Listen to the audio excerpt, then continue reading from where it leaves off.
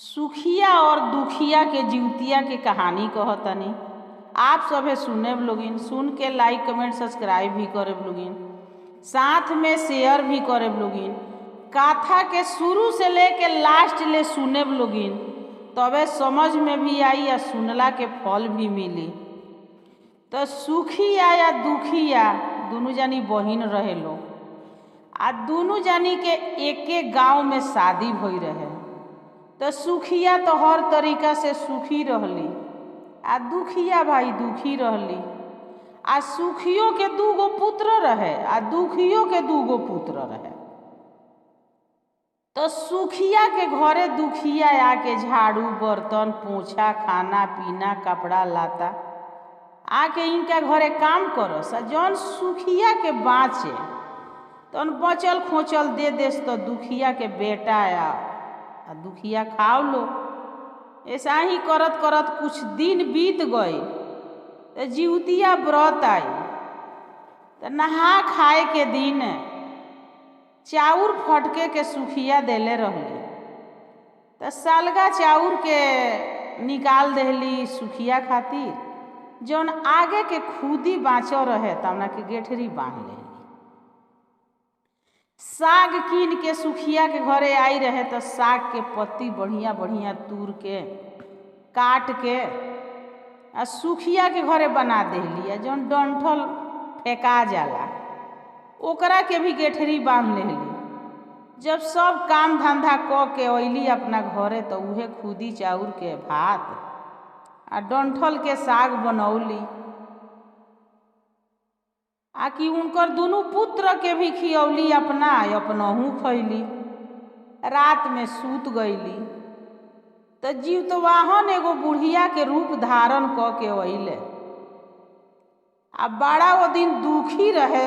आ कि दुखिया कहे कि आज तीज त्योहार के दिने हमरो लगे कुछ रहित तो हमहू कुछ बना के खैती, लेकिन हमरा लगे नइखे जौन बात तो उन्ने डंठल के साग आ खुदी चाउर के भात खाए।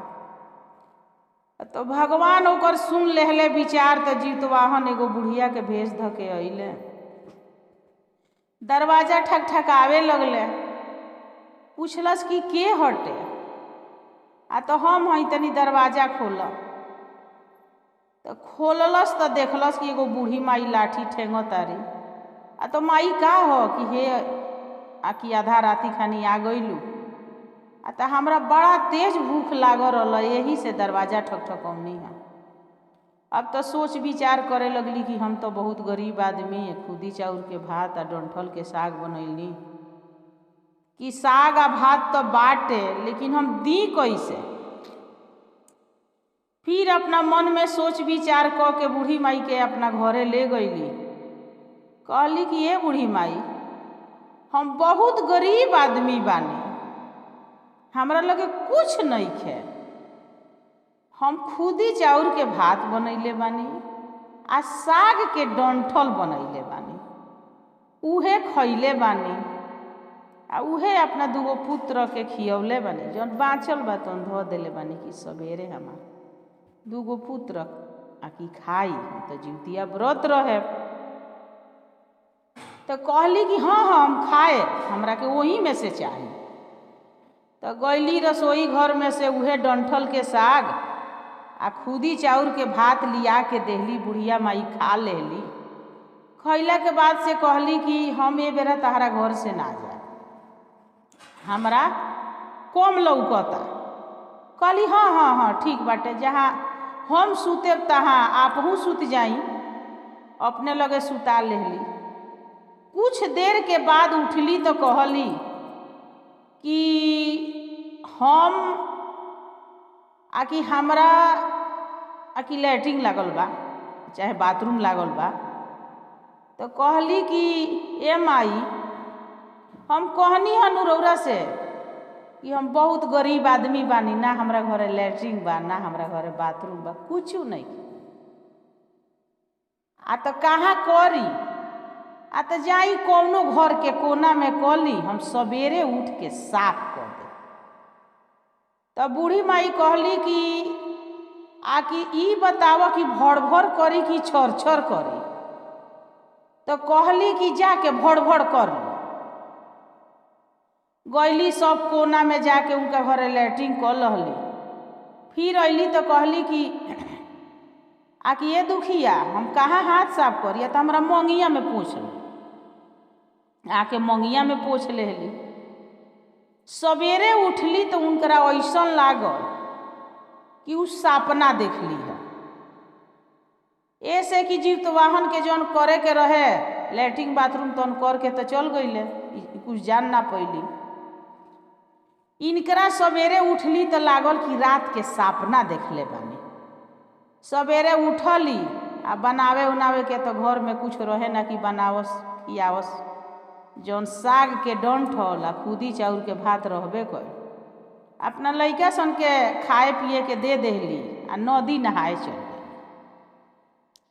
नदी नहाए चल गई तो और भी आकि ढेर सारा औरत ओ दिन आकि सभे व्रत रहेला तो सभे गंगा नहात रहे, उहो गईली गंगा नहाए। तो डुबुकिया मारे लगली तो उनका माथा में से सोना के पानी गिरे लागल। अगल बगल के मेहरारू कहे लगली सने दादा हो ना देखो खाए के ठेकाने नहीं खे, आ एकरा माथा में से सोना के पानी बहता। तो कहली सन कि तू तो नहा तारू तो तारा माथवा में से सोना के पानी बहता, ई कहाँ से सोना तारा माथा में। तब उनकरा कुछ याद आई कि रे रात कोनो बूढ़ी माई आई रही तो कहवी कि जाके भड़भड़ कर लो, हमार पूरा घर गंदा पड़ल बा, हम नदी नहाए आ गईनी। ओ नदी में से निकलली दौड़ल अपना घरे अइली कि साफ कर लेतानी तो फिर जाके नदी नहा के आए तो कथा उथा सुने। अइली देखली अपना घर के कोना यात्रा में तो पूरा सोना से पूरा घर भरल बा। कोना यात्रा माने जेने ताकस ओने सोने सोने घाड़ा घाड़ा। अपना बेटा से कहली कि बेटा देखो केहू रात में आई रहुए आ पूरा सोना से घर भर गइल बा, कि जा मौसी के घर से तराजू मांग लिया वो सोना तौले कितना सोना बाटे। उनकर बड़का बेटा गई कहलस कि ये मौसी तराजू दे दो कि माई हमर सोना जोखी। तो मौसी कहली खाए के ठेकाने नहीं खे आ तहार माई सोना जोखी आके भागे जैसे। कहलस कि ना मौसी तू तराजू दे द सही, हमार पूरा घर सोना से भर गइल बाटे, हमार माई झूठ ना बोली आकि हमहू आँखी देखनी है। अब उनकरा मन में कहली कि जब तक ले सोना ना लेकिन अनाजो होई तबे तो तराजू जो आकि तराजू मांगे के भेजले बिया आकि दे तनी। तो पीछे तनी सा गोद चिपका देली कि देखी का तौली, जौने कुछ तौली तौने गोदवा में सट रही तो हम जानिए जा। तो बहिन के बेटा के तराजू दे देली गोद साट के। जब सोना जोख के आ बहिन के बेटा तराजू वापस ले गई तो वहीं में थोड़ा सा टुकड़ा सट रहे। अब तो सट रहे तो सोना चीन के इनकर हालत खराब कि हमरा घरे झाड़ू पोछा खाना पीना बनावे वाली औरत आकि हमार बहिन एकरा घरे सोना कहाँ से कि तौले लागल। तो बहिन अइली कहली कि हाँ बहिन बोल आ तो कहाँ से सोना तहरा घर में कि तू तराजू से माने जोखे लगलू सोना, खाए के हैलो ना काम पर नहीं खुआवत काहे। आ तो ये दीदिया काहे के काम करे आई आकि हमरा के घर तो हमार सोना से भरल बा, कोनो चीज़ के हमरा घरे कमी नहीं के कि तहरा घरे हम खाना बनावे झाड़ू पोछा जो भी काम बा हम करे आई तारा घरे। आ तो कहाँ से सोना भइल हो। तो सुखिया के मन साफ रहे, सुखिया के मन में लालच रहे आ दुखिया के मन एकदम साँच रहे। तो दुखिया सारा कहानी सुखिया से बता देली। सुखिया के मन तो एकदम उबर सासर होखे लागल कि अब तो दुखिया हमरो से सुखी हो गए। ऐसे कि चाहे भाई बा चाहे बहिन बा चाहे केहू बा, अपना सुख के आगे दूसरा के सुख देखे के ना चाहेला। तो उ एक लाद के बहिने रहली, लेकिन उनकरा मन में तो तरह तरह के लालच आवे लागल। तो आकि कहली कि कब जिउतिया आई, फिर अगले साल फिर कब आई। जब फिर जिउतिया आइल तो का कैली कि साग किनली आ चाउर, सालगा चाउर फेंक देहली, खुदी चाउर के भात बनैली, साग फेंक देहली, डंठल के साग बनैली, राति खन खैली, अपना दुनू आकि पुत्र के खियौली, खिया के सुतली। उ तो इंतजार करस। फिर जितवाहन बुढ़िया के रूप धारण करके अइले, गेट खटखटावे लगले तो उ तो जागले रहली। जाके चट से दरवाजा खोलली। बुढ़िया कहली कि हमरा बहुत तेज भूख लागल बा। तो कहली कि साग के डंठल आ खुदी चाउर के भात बनैले बानी। कहली हाँ द हम उहे खाए। उ आकि खाना काढ़ के दे देहली। बूढ़ी माई खा लेहली। कहली कि आकि आज हम यही जा ठहरे के चाहतनी, सवेरे जा। हाँ ठीक बा, रही आई पलंग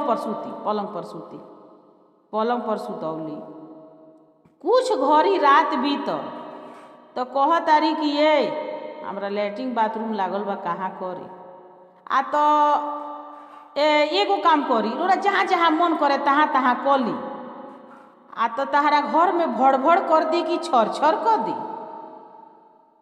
तो सुखिया अपना खुशी के मारे ई दिमाग में ना आयल कि दुखिया भड़ कहले रहली। तो ई कह तारी कि छर कर दी। तो छर कर देहली। फिर कहली हाथ कहाँ साफ करी। आ तो आई हमरा मंगिया में साफ कर ली। मंगिया में साफ कर लेली। सवेरे उठ तारी तो पूरा घर गंदगी के मारे इतना बदबू करता कि रहल नहीं खे जात। अब सुखिया दुखिया के बोलौली। कहली कि तू हमरा से झूठ काहे बोललू, तहार सोना इतना धन कहाँ से भरी। तू जैसे कहलू हो वैसे हम कैनी ह, आ हमार घर पूरा घर बदबू करता। तो दुखिया कहली कि का कैलू हो। तो खुदी चाउर के भात बनैनी ह, डंठल के साग बनैनी ह। उनका से कहनी ह कि अइली ह बुढ़िया माई तो खियौली ह। ओकरा बाद से रहनी ह। रहला के बाद से पूछली है कि भड़ करी कि छर करी। तो कहनी है कि छर कर दो। आ तो ए सुखिया कि इहे गलती कैलू हो। तारा कहे के चाहत रहल कि भड़ करी, आ कि हमरा लगे तो कुछ ना रहे। तो हम तो खुदी चाउर आ डंठल के साग खियौनी, आ ताहरा लगे हर तरीका से धन दौलत रुपया पैसा सब कुछ भर रहा। तबो तू जीवतवाहन के अपमान कैलू हो। तारा तो बढ़िया खाना खियावे के चाही, बीजन बना के खियावे के चाही। तो तू हमार नकल कैलू हो। तो हमार नकल कैलू हो तो कहाँ से तारा के जीवतिया भगवान दी हन। तो तू बताओ कि दुखिया के साथे साथे सुखिया कपार पीटे लागो तो भगवान इहे नु कही हन कि रे दुखिया तो दुख खातिर रोवतिया, आ सुखिया काहे रोवतिया। तो फिर सुखिया के अपना गलती के एहसास भइल। जीवतिया वाहन से बहुत माफ़ी मंगली, बहुत गोड़ पटकली, मूड़ी पटकली कि हे जीतवाहन हमरा गलती के क्षमा करी। हम अगली साल आई जीवतिया तो रौरा के बढ़िया आकि भोजन बनाएब, खियाएब पियाएब। आकि हम अपना दुखिया बहिन के देख के नकल उतरनी ह, एकरा खातिर रौरा से हम माफ़ी चाहतानी। तो आप सभे के हमार कथा सुने खातिर धन्यवाद।